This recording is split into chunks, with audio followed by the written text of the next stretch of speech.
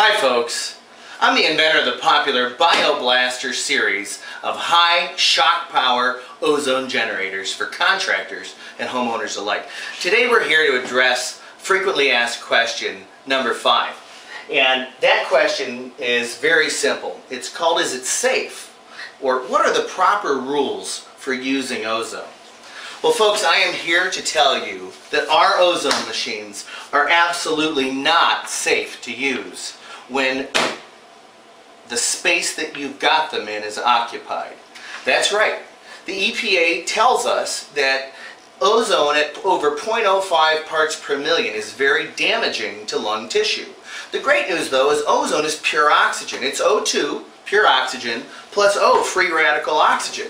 When you have the machine turned on and the ozone is coming out the other end, you're making massive amounts of this O3 molecule that will literally gobble up and destroy odors and kill viruses, bacteria, and mold spores.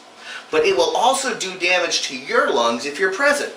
And that's why there are 3 cardinal rules to know when we're dealing with ozone. And that is no people, no plants, and no pets. That's right, you've got to completely eliminate the people, the plants, and the pets from the area you're going to shock using our high output ozone generators. The other thing we always want you to do is to plug the machine into a simple external timer. These timers go for between $7 and $15. You can buy them at any big box, Home Depot, Lowe's, or other type of hardware store. And it becomes super easy to set the time that you want it to turn on, set the time that you want it to turn off, or if you want it to come on every day for a certain amount of time and turn off on its own, you can do that as well. You set the timer, you turn it to the on position, and then you forget it.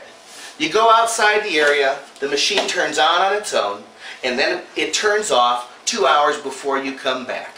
If you want to come back a little sooner, you're going to need to use either a full face respirator like we use for mold, or a half face respirator that's capable of filtering with charcoal, which will oxidize, or which will gobble up these extra oxygen molecules and make it safe for your lungs.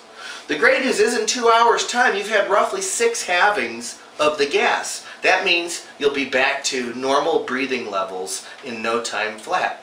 And if you want to guarantee that it's safe to return, open the windows and doors for a few minutes, let the fresh breeze in, take off your mask or use your nose, and you'll know whether it's safe or not. Because ozone is a powerful, pungent gas, and your nose is an awesome detector of it.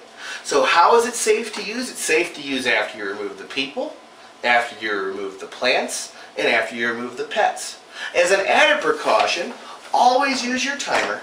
And if you're going to go into a heavily filled ozonated room, we recommend you wear a respirator. Some companies tell you can hold your breath, and I'm not going to lie, I have done that myself to turn my ozone machines on or off, but it's not necessary if you're using a simple timer.